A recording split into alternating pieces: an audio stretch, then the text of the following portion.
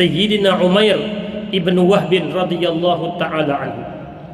Umair bin Wahab radhiyallahu taala anhu, seorang yang asalnya merupakan penentang tegar kepada Nabi. Bukan sehari, bukan sebulan lawan Nabi, lama. Tapi akhirnya dia mendapat hidayah.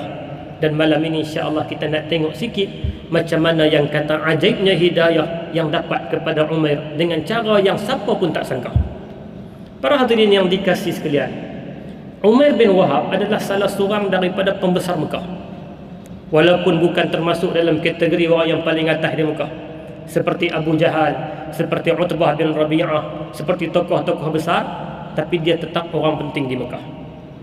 Ketika mana cahaya hidayah dah dapat kepada beberapa orang ataupun ramai di kalangan orang Mekah, termasuklah Umar Al-Khattab, termasuklah Hamzah dan ramai lagi sahabat yang dapat sinar hidayah di Mekah, Umair tetap Umair menentang Nabi SAW. Daripada hari pertama Nabi bawa Islam, dia lawan Nabi, sampailah Nabi diusir keluar daripada Mekah, hijrah ke Madinah. Umair tetap Umair, iaitulah menentang dan lawan Nabi SAW. Apabila berlaku peperangan Badar, Umair tidak ikut serta dalam perang Badar di atas faktor usia, di atas faktor macam-macam. Dia tak ikut perang Badar. Dalam perang Badar, semua kita tahu musyrikin Mekah mengalami kekalahan yang amat-amat dahsyat. Pukulan yang dikenakan tu kira KO terus. Semua orang tahu. Dan termasuklah yang terbunuh dalam perang Badar adalah adik-beradik kepada Umair bin Wahab. Adik-beradik dia terbunuh, adik-beradik dia yang ditawan, menyebabkan dendam yang ada pada Umair bertambah-tambah. Orang Mekah bila lepas daripada perang Badar, bila balik duduk di Mekah ni tak ada tajuk lain. Yang duk bincang tentang kekalahan. Buat macam-macam majlis. Di mana-mana pun sembang tajuk tu. Sebab apa kita kalah? Macam mana boleh kita kalah? Layak tak kita kalah? Apa pula kita nak buat? Nak bagi tebus kekalahan kita? Tajuk itu dibincang di mana-mana. Di kedai kopi, di rumah kenduri, di mana-mana. Semua orang sembang tajuk yang sama, iaitulah kenapa kita boleh kalah. Sedangkan kekuatan, tak payah duk sembang lah, kita hebat. Sedangkan dari sudut persiapan, musyrikin lebih hebat. Sedang semua mereka ada, tapi tiba-tiba mereka kalah. Satu hari Umair bin Wahab telah bersembang dengan seorang kawan dia yang bernama Safwan bin Umayyah di tepi Al-Ka'bah Asy-Syarifah. Umair bin Wahab sembang dengan seorang yang bernama Safwan bin Umayyah. Mereka dua saja.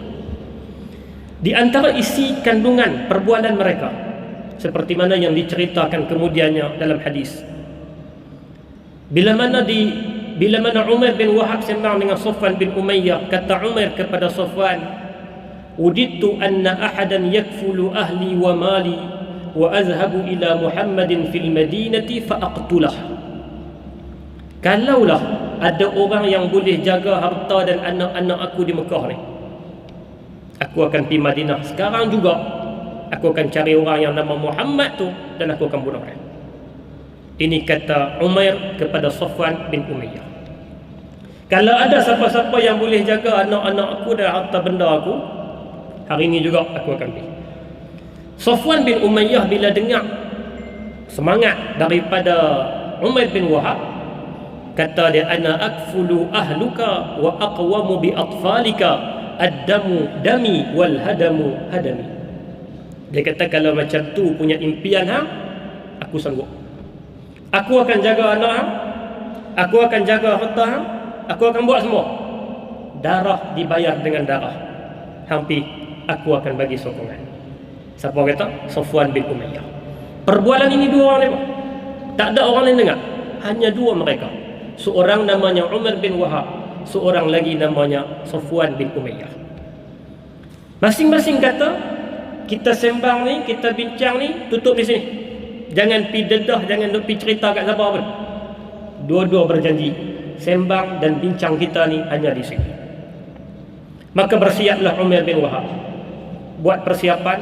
Dalam riwayat menyebut dia bawa pedang yang telah diracun untuk pi ke Madinah. Tujuannya satu, tidak lain dan tidak bukan, nak mencari orang yang bernama Muhammad, yang dia dah kenal lama dah, sejak di Mekah lagi. Hari ini nak pi, aku nak bunuh. Pi dengan penuh dendam. Pi dengan penuh kesumat, dengan satu niat dan tekad, tak ada lain. Niat satu lah, Muhammad harus dibunuh. Sampailah di Madinah. Dalam sebahagian riwayat menyebut dia bertolak di waktu malam dan dia sampai menjelang waktu petang. Setelah beberapa hari perjalanan, menjelang nak tenggelam matahari, dia sampai di Madinah. Umair telah sampai di Madinah. Tiba-tiba dia bertemu dengan Umar Al-Khattab. Nasib tak apa nak baik sikit. Bila dia sampai di Madinah, orang pertama yang dia jumpa adalah Umar Al-Khattab. Bila dia jumpa Umar seorang yang digelar oleh para sahabat sebagai firasah, orang yang dikurniakan sebagai firasah. Umar, orang yang dikurniakan sebagai firasah, bila dia tengok kedatangan Umair, dia kata ini memang tak ada kerja lain. Niat dia niat buruk. Bahkan kata Umar Al-Khattab, aku nampak di muka Umair itu wajah syaitan. Ini Umar orang yang dikurniakan sebagai satu benda yang dikurniakan firasat. Dia boleh nampak. Dia kata aku tak tengok muka Umair ini, melainkan dia ada niat jahat dan syaitan seolah-olah sedang terserlah di muka dia. Maka bawalah Umar Al-Khattab berjumpa Umair ini dengan Nabi SAW. Bila Umar tanya kepada dia, hamai ni nak buat apa? Yang hamai daripada Mekah sorang-sorang nak buat apa? Perang dah habis, kami dah menang, orang dah mati banyak apa semua, hamai sorang-sorang untuk apa? Jawab Umair, aku mai dengan tujuan nak bincang dengan Muhammad untuk membebaskan tebusan-tebusan Badar. Kerana dalam tebusan Badar itu termasuk adik-beradik aku. Aku mai tu tujuan aku nak bincang supaya tebusan Badar dibebaskan. Umar kata, apa cerita pun jom kita pergi jumpa dengan Muhammad. Jom kita pergi jumpa dengan Nabi dan Rasulullah. Maka dibawalah Umar berjumpa dengan Rasulullah sallallahu alaihi wasallam. Sampai di hadapan Rasulullah yang dikatakan hidayah. Yang dikatakan hidayah, dia kadang-kadang datang dalam keadaan yang cukup ajaib. Bila datang di hadapan Nabi sallallahu alaihi wasallam, Nabi alu-alukan kedatangan Umair. Nabi kata, ya Umair, maza ja'a bika? Wahai Umair, apa tujuan kamu datang?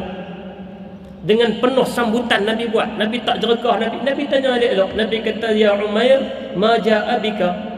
Apa tujuan kamu datang jauh-jauh sorang-sorang? Semangat ni mai, nampak ada sesuatu benda besar. Ada apa? Maka jawab Umair, ataitu min ajli qarabatin li asarathum yawma badrin ufadihim. Aku mai tak ada tujuan lain Muhammad. Adik-beradik aku ada yang ditawan dalam perang Badar, masih dalam tawanan hamba. Hari ini aku mai nak runding tebuh dia. Ini saja jawab Umair, sedangkan hakikat niat dia nak bunuh Nabi. Nabi senyum.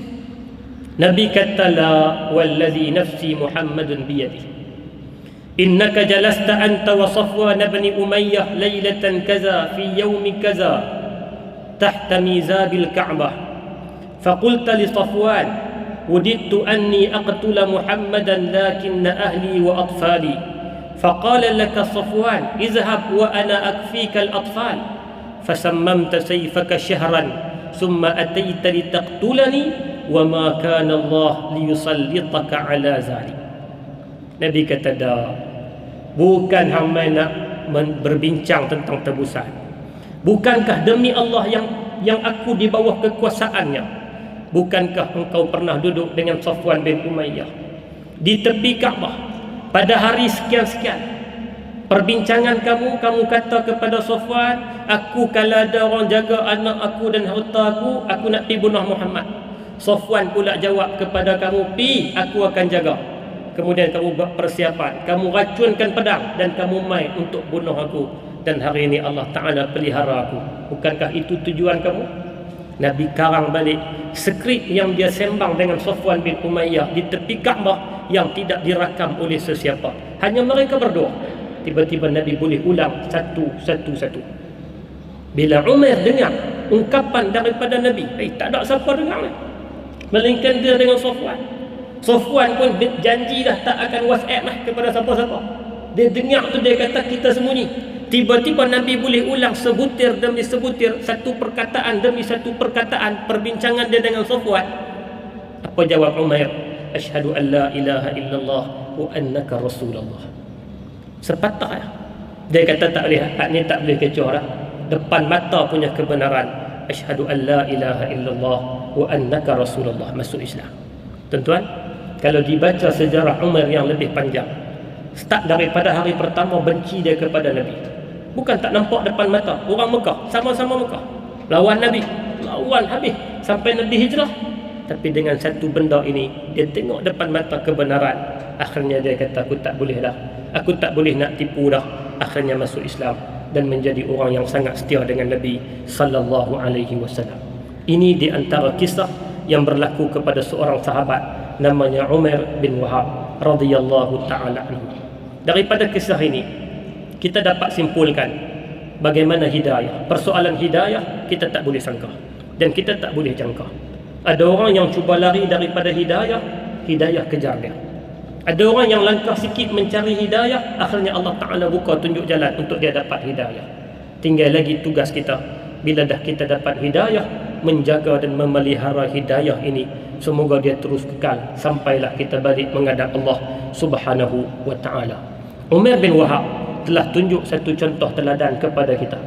Bagaimana bila mana kebenaran di hadapan mata, dia tak tolak, dia terus terima dan tunduk. Akhirnya memusnahkan segala keegoan, sombong, takabur yang ada dalam diri, mengaku dia kepada Allah Subhanahu wa Ta'ala bahawa dia insan yang lemah. Inilah satu contoh yang ditunjuk oleh Umar bin Wahab, menerima kebenaran apabila benda itu berlaku di hadapan mata. Para hadirin sekalian, kalau kita perhati di antara sebab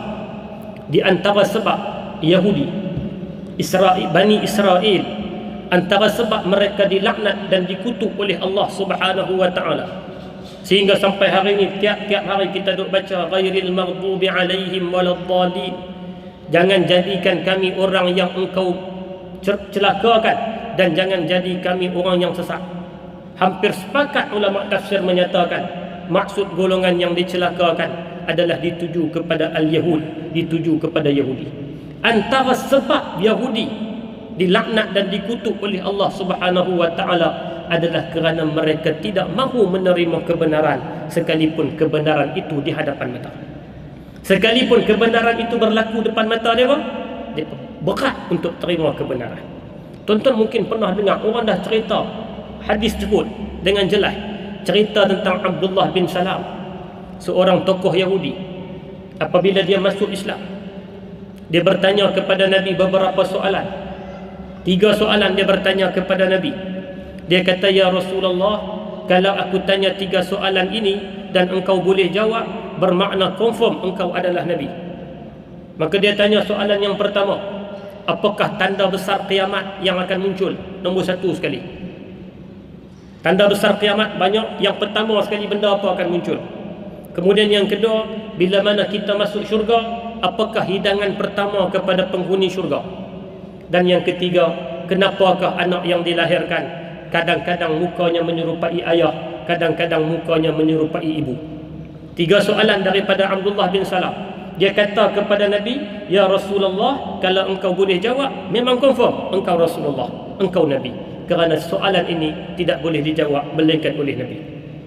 Lalu Nabi pun kata, Jibril datang memberitahu aku jawapan terhadap soalan-soalan tadi.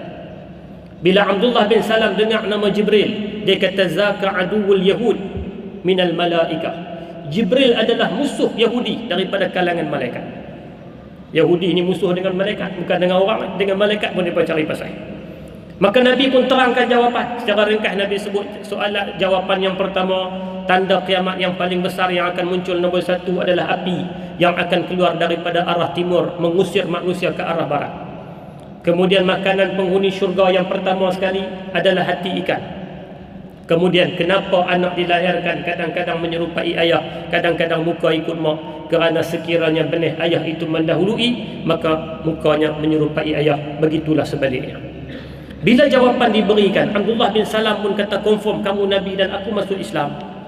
Dia bagi peringatan, dia kata, ya Rasulullah, aku nak bagi tahu. Yang kata Yahudi, orang-orang aku ni, mereka sukar untuk menerima kebenaran, sekalipun kebenaran itu di hadapan mata.